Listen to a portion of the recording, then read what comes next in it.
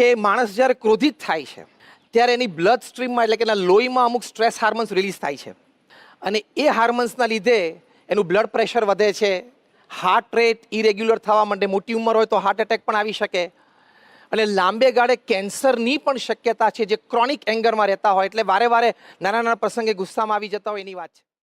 એટલે ગુસ્સો એ બધી રીતે આપણને નુકસાનકારી છે, બધી રીતે આપણને નડતરરૂપ છે. એક વાત હકીકત છે જે આપણે સૌ પણ જાણીએ છીએ પણ આપણે એને કંટ્રોલ નથી કરી શકતા. તમને આશ્ચર્ય થશે કે અમેરિકામાં રેડફોર્ડ વિલિયમ્સ એ પોતે બિહેવિયર મેડિસિનના એક્સપર્ટ છે. એમણે કહ્યું કે દુનિયામાં 20% લોકો એક ક્રોધિત પ્રકૃતિ ધરાવે છે. બહુ વર્ષો સુધી એમણે એંગર મેનેજમેન્ટ ઉપર સંશોધનો કર્યા છે. બીજા 20% લોકો એવા છે જે કેઝ્યુઅલી ફ્રી લિવિંગ જેવા છે, એટલે કે આમ ચલાવી લે, મોટું મન રાખે, જતું કરે. બાકીના આપણે બધા આ બેની વચ્ચે ક્યાંક ને ક્યાંક અમુક પર્સન્ટેજમાં રમીએ છીએ. હવે આપણને કેવી રીતે ખબર પડે કે આપણે હાલતું ચાલતું પ્રેશર કુકર છીએ કે નહીં? તો રેડફોર્ડ વિલિયમ્સે એમના સંશોધન પરથી કહ્યું કે પહેલું આપણે ક્રોધિત પ્રકૃતિ છે કે નહીં એ તપાસ કરવા માટે કે આપણામાં નેગેટિવ ફિલિંગ્સ કેટલી ઉત્પન્ન થાય છે. પ્રસંગે, વાતમાં, વ્યક્તિઓ સાથે સંબંધમાં વારાઘડીએ નેગેટિવ ફિલિંગ્સ ઊભી થતી હોય તો સમજવાનું કે આપણી થોડી ક્રોધિત પ્રકૃતિ છે. બીજું એમણે કહ્યું અગ્રેસિવનેસ, આક્રમકતા હોય, આપણા મન પ્રમાણે વાત બની નહીં, આપણા મન માટે થોડો ફેરફાર કર્યો, આપણા આયોજનમાં થોડોક ફેરફાર થયો, એમાં તરત આપણે આક્રમક થઈ જઈએ તો એ સમજવાનું ક્રોધિત પ્રકૃતિ છે. ત્રીજું એમણે કહ્યું સિનિસિઝમ. સિનિસિઝમ એટલે આમ એક જનરલ ડિસ્ટ્રસ્ટ ઓફ પીપલ, એટલે કે આમ માનવ દ્વેષ જેવું. નજીકનું વર્તુળ હોય, નજીકના લોકો હોય એની માટે પણ એમને અણવિશ્વાસ રહ્યા કરે, એમની વાત કે એમના વિચાર કે એમના મોટિવ્સમાં પણ એમને શંકા રહ્યા કરે.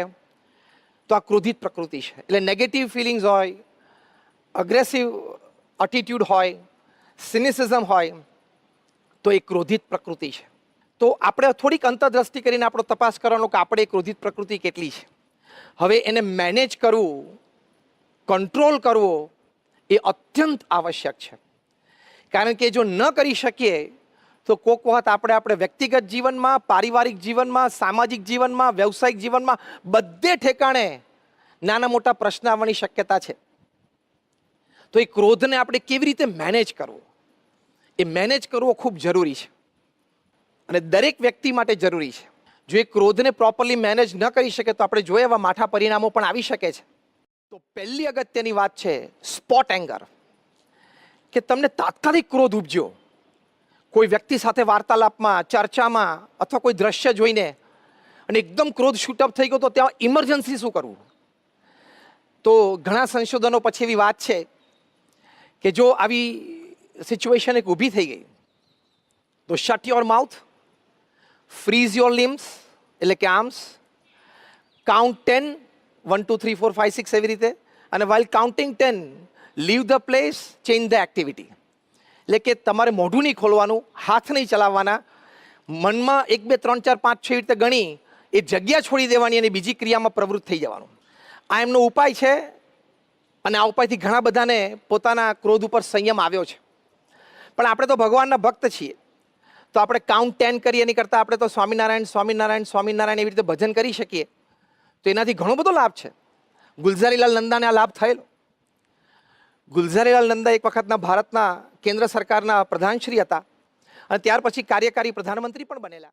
એ બ્રહ્મ સ્વરૂપ શાસ્ત્રીજી મહારાજના યોગમાં આવેલા. બ્રહ્મ સ્વરૂપ શાસ્ત્રીજી મહારાજ જેઓ આ BAPS સંસ્થાના સ્થાપક અને પરમ પૂજ્ય પ્રમુખ સ્વામી મહારાજના દીક્ષા ગુરુ, એમના શિષ્ય પણ એ થયેલા.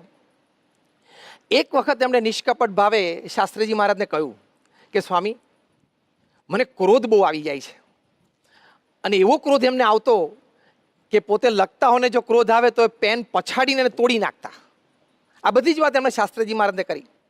ત્યારે શાસ્ત્રીજી મહારાજ એમને કહ્યું કે તમને ક્રોધ આવે ને ત્યારે તમારું મોઢું ખોલવું નહીં અને મનમાં સ્વામિનારાયણ સ્વામિનારાયણ સ્વામિનારાયણ 10 વખત બોલવું અને પછી ક્રોધ રહે તો કરવો. વર્ષો જૂની વાત છે, જર્મનીના હેમ્બર્ગ શહેરમાં એક આંતરરાષ્ટ્રીય સાયકેટ્રિસ્ટ કોન્ફરન્સ થઈ. એ કોન્ફરન્સમાં દેશ પરદેશથી બધા ડૉક્ટર્સ પધારેલા. 3 દિવસીય આ કોન્ફરન્સમાં પ્રથમ જ દિવસે પ્રથમ સત્રમાં પહેલું જ પેપર રીડિંગ હતું. એમાં એના અંતે કંઈક પ્રશ્નોત્તરી થઈ, એમાં કંઈક ઉગ્ર સ્વરૂપ પકડાયું. થોડી ગાળાગાળી પણ થઈ ગઈ, બથ્થા પણ આવી ગયા. આ કક્ષાના આંતરરાષ્ટ્રીય ડૉક્ટર્સ એનું આવું વર્તન ત્યાં બેઠેલા સર્વે જોયું. પછી તો ખુરશી ટેબલ બધું એકબીજા ઉપર માર્યું. તાત્કાલિક પોલીસને બોલાવવી પડી. પોલીસે બધાને છૂટા પાડ્યા. પોલીસે થોડું ઇન્ટ્રોગેશન પણ કર્યું. ચારેક વ્યક્તિઓ આની માટે જવાબદાર છે એવું પ્રાથમિક તબક્કામાં પોલીસને લાગ્યું. બધાને પોલીસ સ્ટેશન લઈ ગયા. 9 જેટલા ડૉક્ટર્સ બહુ ઈજાને પામ્યા હતા. એ લોકોને તાત્કાલિક હોસ્પિટલમાં ખસેડાયા અને કોન્ફરન્સ પૂરી થઈ ગઈ. આ કોન્ફરન્સનું શીર્ષક હતું, એનો મધ્યવર્તી વિચાર હતો કે ક્રોધ ઉપર કાબુ કેવી રીતે મેળવવો. આ જ સાયકેટ્રિસ્ટ સામાન્ય સિવિલિયન્સને સલાહ આપતા હોય છે કે ક્રોધ ઉપર કાબુ કેવી રીતે મેળવવો. પણ જ્યારે પ્રસંગ બન્યો ત્યારે આ અનાદિ દોષ ઉપર લેશ પણ સંયમ રાખવો એ ઘણી દુષ્કર વાત બની જાય છે. એટલે ભગવાન સ્વામિનારાયણે એમના વચનામૃત લોયા પ્રકરણમાં પહેલામાં વાત કરી છે કે જો થોડો પણ ક્રોધ ઉપજે તો પણ એ અતિશય દુઃખદાયક છે. ભગવાન સ્વામિનારાયણે આ વચનામૃતમાં ક્રોધને વાઘ સાથે, દીપડા સાથે, કાળા સર્પ સાથે સરખાવ્યો છે. ભગવાન સ્વામિનારાયણે કીધું કે જેમ વાઘ હોય, દીપડો હોય, કાળો સર્પ હોય, એ જેમ અન્યને ડરાવે અને અન્યના પ્રાણને હરી લે છે, એમ આ ક્રોધ છે અન્યને ડરાવે છે, અન્યના પ્રાણને હરી લે છે. એ વાત ભગવાન સ્વામિનારાયણે ત્યાં કરી છે. અને હકીકત છે, વર્ષો પહેલાં મુંબઈમાં એક પ્રસંગ બનેલો. એક કોર્પોરેટ ઓફિસમાં કદાચ કોઈ ટાર્ગેટ અચીવ નહીં થયો હોય એટલે ગુસ્સામાં બોસે મિટિંગ કરી અને બધાને ખૂબ ફાયરિંગ આપ્યું. એમાં 3-4 જણાને જે એમ લાગતા હતા કે આ જવાબદાર છે એમને છૂટા પણ કર્યા. એમાં એક લેડી એમ્પ્લોયને એમણે છૂટી કરી. એ લેડી એમ્પ્લોય કીધું કે સર, મારો વાંક નથી, તમે મારી રજૂઆત સાંભળો, મને એક ચાન્સ આપો. છતાં ગુસ્સામાં એ બોસે કીધું કે ના, no chance, you are fired. એ લેડી એમ્પ્લોય ઘરે ગયા અને ખૂબ જ ડિપ્રેશનમાં આવી ગયા, કારણ કે જવાબદારીઓ ઘણી હતી. અને એમણે પંખેથી લટકીને આત્મહત્યા કરી. આ કેસની તપાસ થઈ તો ઇન્ડિયન પિનલ કોડમાં એક કાયદો છે, આઈપીસીમાં, અબેટમેન્ટ ટુ સુસાઇડ. એટલે કે તમારા શબ્દોથી, તમારા વર્તનથી કોઈ ઇન્સ્ટિગેટ થાય, કોઈને એવી પ્રેરણા થઈ જાય કે હું આત્મહત્યા કરી લઉં, તેની માટે પણ તમે જવાબદાર છો. આ બોસને ફાઇન થઈ અને લગભગ 9 વર્ષની જેલની સજા થઈ. એટલે ક્રોધાવેશમાં આવું થઈ શકે છે, જે ભગવાન સ્વામિનારાયણ આપણને કહ્યું કરવા માટે કે આપણામાં નેગેટિવ ફિલિંગ્સ કેટલી ઉત્પન્ન થાય છે. પ્રસંગે, વાતમાં, વ્યક્તિઓ સાથે સંબંધમાં વારાઘડીએ નેગેટિવ ફિલિંગ્સ ઊભી થતી હોય તો સમજવાનું કે આપણી થોડી ક્રોધિત પ્રકૃતિ છે. બીજું એમણે કહ્યું અગ્રેસિવનેસ, આક્રમકતા હોય. આપણા મન પ્રમાણે વાત બની નહીં, આપણા મન માટે થોડો ફેરફાર કર્યો, આપણા આયોજનમાં થોડોક ફેરફાર થયો, એમાં તરત આપણે આક્રમક થઈ જઈએ તો એ સમજવાનું ક્રોધિત પ્રકૃતિ છે. ત્રીજું એમણે કહ્યું સિનિસિઝમ. સિનિસિઝમ એટલે આમ એક જનરલ ડિસ્ટ્રસ્ટ ઓફ પીપલ, એટલે કે આમ માનવ દ્વેષ જેવું. નજીકનું વર્તુળ હોય, નજીકના લોકો હોય, એની માટે પણ એમને અણવિશ્વાસ રહ્યા કરે. એમની વાત કે એમના વિચાર કે એમના મોટિવ્સમાં પણ એમને શંકા રહ્યા કરે. તો આ ક્રોધિત પ્રકૃતિ છે. એટલે નેગેટિવ ફિલિંગ્સ હોય, અગ્રેસિવ એટીટ્યુડ હોય, સિનિસિઝમ હોય, તો એ ક્રોધિત પ્રકૃતિ છે. તો આપણે થોડીક અંતરદ્રષ્ટિ કરીને આપણો તપાસ કરવાનો કે આપણે એ ક્રોધિત પ્રકૃતિ કેટલી છે. હવે એને મેનેજ કરવું, કંટ્રોલ કરવો એ અત્યંત આવશ્યક છે. કારણ કે જો ન કરી શકીએ તો કોઈક વખત આપણે વ્યક્તિગત જીવનમાં, પારિવારિક જીવનમાં, સામાજિક જીવનમાં, વ્યવસાયિક જીવનમાં બધે ઠેકાણે નાના મોટા પ્રશ્ન આવવાની શક્યતા છે. તો એ ક્રોધને આપણે કેવી રીતે મેનેજ કરવો, એ મેનેજ કરવો ખૂબ જરૂરી છે અને દરેક વ્યક્તિ માટે જરૂરી છે. જો એ ક્રોધને પ્રોપરલી મેનેજ ન કરી શકે તો આપણે જોઈએ એવા માઠા પરિણામો પણ આવી શકે છે. તો પહેલી અગત્યની વાત છે સ્પોટ એંગર, કે તમને તાત્કાલિક ક્રોધ ઉપજ્યો કોઈ વ્યક્તિ સાથે વાર્તાલાપમાં, ચર્ચામાં અથવા કોઈ દ્રશ્ય જોઈને અને એકદમ ક્રોધ શૂટઅપ થઈ ગયો, તો ત્યાં ઇમરજન્સી શું કરવું? તો ઘણા સંશોધનો પછી એવી વાત છે કે જો આવી સિચ્યુએશન એક ઊભી થઈ ગઈ તો shut your mouth, freeze your limbs એટલે કે આર્મ્સ, કાઉન્ટ 10, 1 2 3 4 5 6 એવી રીતે, અને while counting 10 leave the place, change the activity. એટલે કે તમારે મોઢું નહીં ખોલવાનું, હાથ નહીં ચલાવવાના, મનમાં 1 2 3 4 5 6 રીતે ગણી એ જગ્યા છોડી દેવાની અને બીજી ક્રિયામાં પ્રવૃત્ત થઈ જવાનું. આ એમનો ઉપાય છે અને આ ઉપાયથી ઘણા બધાને પોતાના ક્રોધ ઉપર સંયમ આવ્યો છે. પણ આપણે તો ભગવાનના ભક્ત છીએ, તો આપણે કાઉન્ટ 10 કરીએ એની કરતાં આપણે તો સ્વામિનારાયણ સ્વામિનારાયણ સ્વામિનારાયણ એવી રીતે ભજન કરી શકીએ, તો એનાથી ઘણો બધો લાભ છે. ગુલઝારીલાલ નંદાને આ લાભ થયેલો. ગુલઝારીલાલ નંદા એક વખતના ભારતના કેન્દ્ર સરકારના પ્રધાનશ્રી હતા અને ત્યાર પછી કાર્યકારી પ્રધાનમંત્રી પણ બનેલા. એ બ્રહ્મ સ્વરૂપ શાસ્ત્રીજી મહારાજના યોગમાં આવેલા.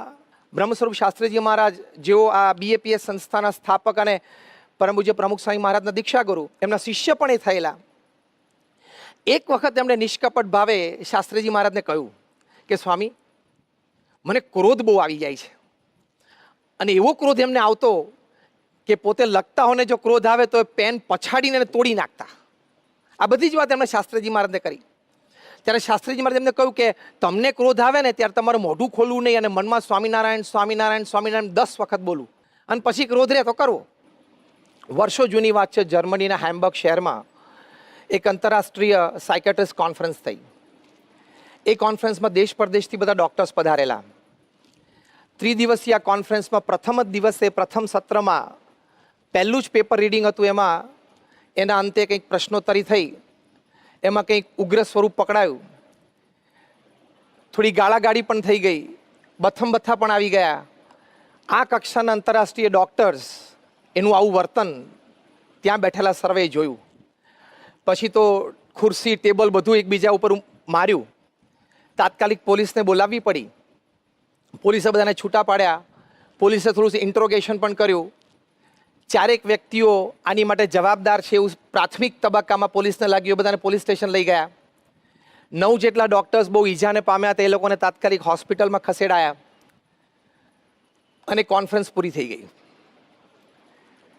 આ કોન્ફરન્સનું શીર્ષક હતું, એનો મધ્યવર્તી વિચાર હતો કે ક્રોધ ઉપર કાબુ કેવી રીતે મેળવવો.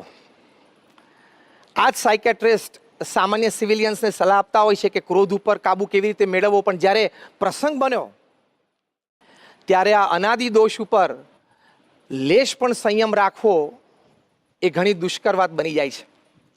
એટલે ભગવાન સ્વામિનારાયણે એમના વચનામૃત લોયા પ્રકરણમાં પહેલામાં વાત કરી છે કે જો થોડો પણ ક્રોધ ઉપજે તો પણ એ અતિશય દુઃખદાયક છે. ભગવાન સ્વામિનારાયણે આ વચનામૃતમાં ક્રોધને વાઘ સાથે, દીપડા સાથે, કાળા સર્પ સાથે સરખાવ્યો છે. ભગવાન સ્વામિનારાયણે કીધું કે જેમ વાઘ હોય, દીપડો હોય, કાળો સર્પ હોય, એ જેમ અન્યને ડરાવે અને અન્યના પ્રાણને હરી લે છે, એમ આ ક્રોધ છે અન્યને ડરાવે છે, અન્યના પ્રાણને હરી લે છે. એ વાત ભગવાન સ્વામિનારાયણે ત્યાં કરી છે. અને હકીકત છે, વર્ષો પહેલાં મુંબઈમાં એક પ્રસંગ બનેલો. એક કોર્પોરેટ ઓફિસમાં કદાચ કોઈ ટાર્ગેટ અચીવ નહીં થયો હોય એટલે ગુસ્સામાં ને ગુસ્સામાં બોસે મિટિંગ કરી અને બધાને ખૂબ ફાયરિંગ આપ્યું. એમાં 3-4 જણાને જે એમ લાગતા હતા કે આ જવાબદાર છે એમને છૂટા પણ કર્યા. એમાં એક લેડી એમ્પ્લોયને એમણે છૂટી કરી. એ લેડી એમ્પ્લોય કીધું કે સર, મારો વાંક નથી, તમે મારી રજૂઆત સાંભળો, મને એક ચાન્સ આપો. છતાં ગુસ્સામાં ને ગુસ્સામાં એ બોસે કીધું કે ના, no chance, you are fired.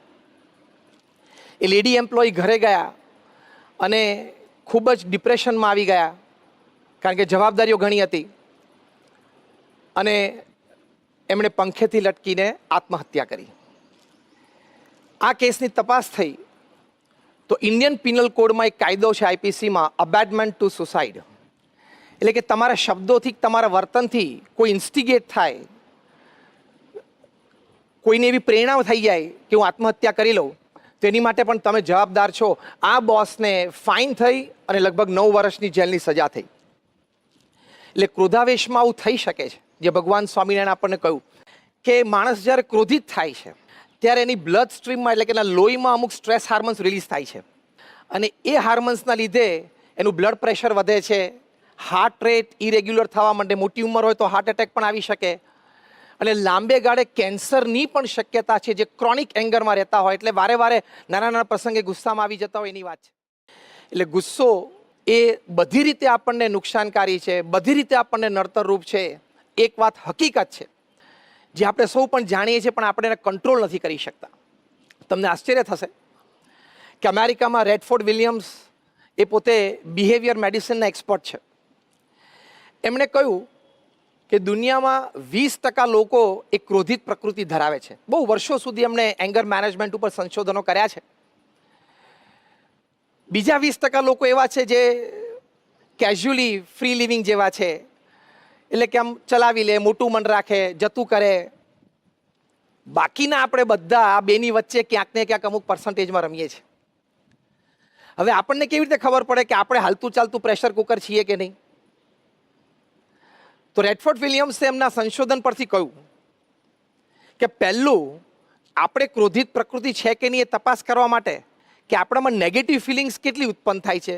પ્રસંગે, વાતમાં, વ્યક્તિઓ સાથે સંબંધમાં વારાઘડીએ નેગેટિવ ફિલિંગ્સ ઊભી થતી હોય તો સમજવાનું કે આપણી થોડી ક્રોધિત પ્રકૃતિ છે. બીજું એમણે કહ્યું અગ્રેસિવનેસ, આક્રમકતા હોય.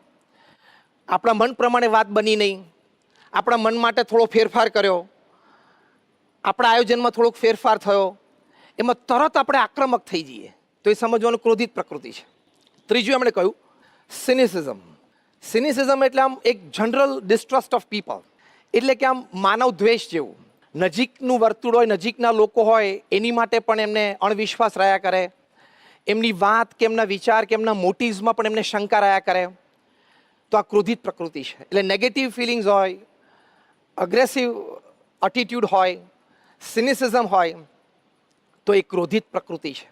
તો આપણે થોડીક અંતરદ્રષ્ટિ કરીને આપણો તપાસ કરવાનો કે આપણે એ ક્રોધિત પ્રકૃતિ કેટલી છે.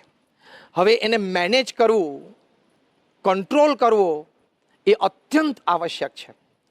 કારણ કે જો ન કરી શકીએ તો કોઈક વખત આપણે વ્યક્તિગત જીવનમાં, પારિવારિક જીવનમાં, સામાજિક જીવનમાં, વ્યવસાયિક જીવનમાં બધે ઠેકાણે નાના મોટા પ્રશ્ન આવવાની શક્યતા છે.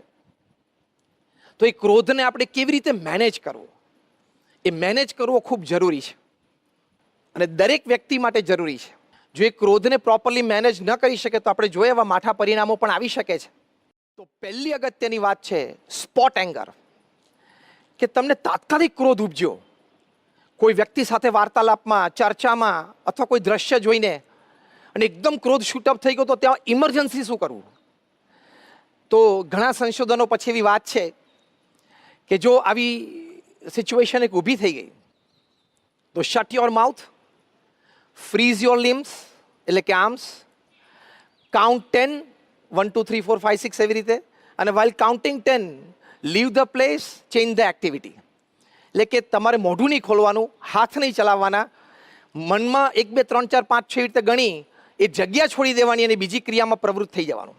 આ એમનો ઉપાય છે અને આ ઉપાયથી ઘણા બધાને પોતાના ક્રોધ ઉપર સંયમ આવ્યો છે. પણ આપણે તો ભગવાનના ભક્ત છીએ તો આપણે કાઉન્ટ 10 કરીએ એની કરતાં આપણે તો સ્વામિનારાયણ સ્વામિનારાયણ સ્વામિનારાયણ એવી રીતે ભજન કરી શકીએ તો એનાથી ઘણો બધો લાભ છે. ગુલઝારીલાલ નંદાને આ લાભ થયેલો. ગુલઝારીલાલ નંદા એક વખતના ભારતના કેન્દ્ર સરકારના પ્રધાનશ્રી હતા અને ત્યાર પછી કાર્યકારી પ્રધાનમંત્રી પણ બનેલા. એ બ્રહ્મ સ્વરૂપ શાસ્ત્રીજી મહારાજના યોગમાં આવેલા. બ્રહ્મ સ્વરૂપ શાસ્ત્રીજી મહારાજ જેઓ આ BAPS સંસ્થાના સ્થાપક અને પરમ પૂજ્ય પ્રમુખ સ્વામી મહારાજના દીક્ષા ગુરુ, એમના શિષ્ય પણ એ થયેલા. એક વખત એમણે નિષ્કપટ ભાવે શાસ્ત્રીજી મહારાજને કહ્યું કે સ્વામી, મને ક્રોધ બહુ આવી જાય છે. અને એવો ક્રોધ એમને આવતો કે પોતે લખતા હોને જો ક્રોધ આવે તો એ પેન પછાડીને એને તોડી નાખતા. આ બધી જ વાત એમણે શાસ્ત્રીજી મહારાજને કરી. ત્યારે શાસ્ત્રીજી મહારાજ એમને કહ્યું કે તમને ક્રોધ આવે ને ત્યારે તમારે મોઢું ખોલવું નહીં અને મનમાં સ્વામિનારાયણ સ્વામિનારાયણ સ્વામિનારાયણ 10 વખત બોલવું અને પછી ક્રોધ રહે તો કરવો. વર્ષો જૂની વાત છે, જર્મનીના હેમ્બર્ગ શહેરમાં એક આંતરરાષ્ટ્રીય સાયકેટ્રિસ્ટ કોન્ફરન્સ થઈ. એ કોન્ફરન્સમાં દેશ પરદેશથી બધા ડૉક્ટર્સ પધારેલા. 3 દિવસીય કોન્ફરન્સમાં પ્રથમ જ દિવસે પ્રથમ સત્રમાં પહેલું જ પેપર રીડિંગ હતું. એમાં એના અંતે કંઈક પ્રશ્નોત્તરી થઈ, એમાં કંઈક ઉગ્ર સ્વરૂપ પકડાયું, થોડી ગાળાગાળી પણ થઈ ગઈ, બથમ-બથ્થા પણ આવી ગયા. આ કક્ષાના આંતરરાષ્ટ્રીય ડૉક્ટર્સ એનું આવું વર્તન ત્યાં બેઠેલા સર્વે જોયું. પછી તો ખુરશી, ટેબલ બધું એકબીજા ઉપર માર્યું. તાત્કાલિક પોલીસને બોલાવવી પડી. પોલીસે બધાને છૂટા પાડ્યા. પોલીસે થોડું ઇન્ટ્રોગેશન પણ કર્યું. 4 વ્યક્તિઓ આની માટે જવાબદાર છે એવું પ્રાથમિક તબક્કામાં પોલીસને લાગ્યું. બધાને પોલીસ સ્ટેશન લઈ ગયા. 9 જેટલા ડૉક્ટર્સ બહુ ઈજાને પામ્યા હતા, એ લોકોને તાત્કાલિક હોસ્પિટલમાં ખસેડાયા અને કોન્ફરન્સ પૂરી થઈ ગઈ. આ કોન્ફરન્સનું શીર્ષક હતું એનો મધ્યવર્તી વિચાર હતો કે ક્રોધ ઉપર કાબુ કેવી રીતે મેળવવો. આ જ સાયકેટ્રિસ્ટ સામાન્ય સિવિલિયન્સને સલાહ આપતા હોય છે કે ક્રોધ ઉપર કાબુ કેવી રીતે મેળવવો, પણ જ્યારે પ્રસંગ બન્યો ત્યારે આ અનાદિ દોષ ઉપર લેશ પણ સંયમ રાખવો એ ઘણી દુષ્કર વાત